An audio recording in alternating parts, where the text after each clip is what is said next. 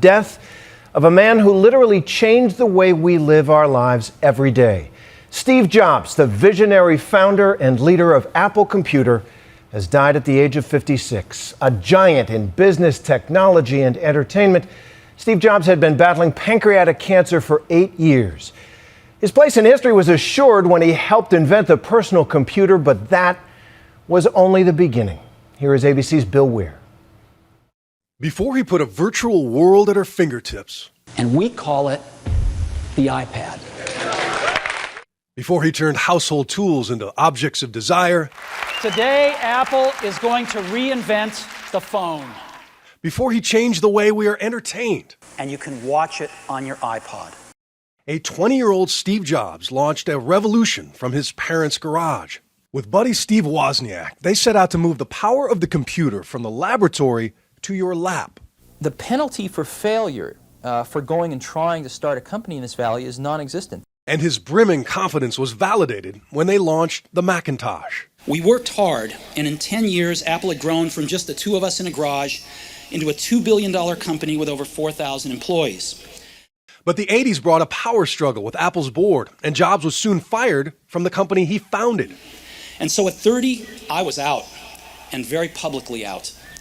What had been the focus of my entire adult life was gone, and it was devastating.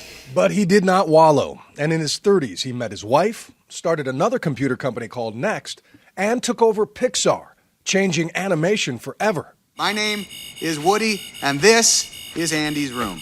In '96, Apple bought Next, and soon Jobs was back in charge, leading a digital renaissance.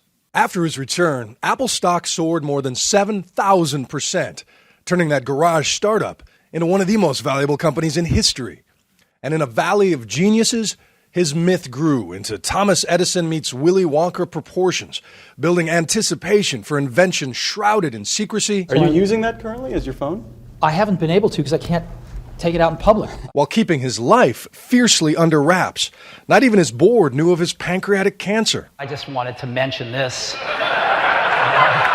And he didn't reveal he'd had a liver transplant until after the procedure. I now have the liver of a mid-20s person who died in a car crash. Through life, while his body grew frail, that mind, that drive, never quit.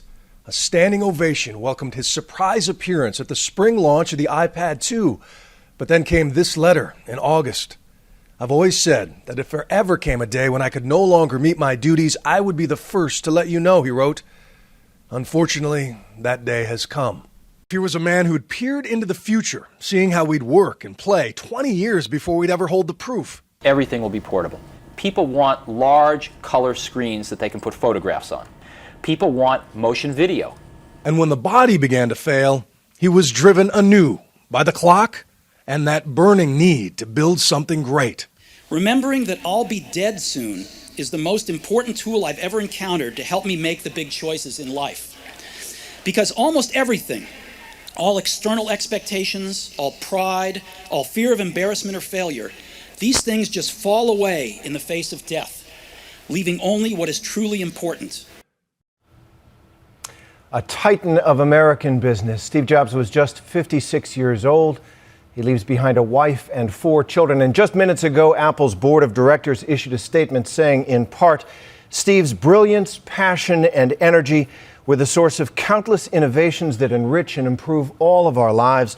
The world is immeasurably better because of Steve.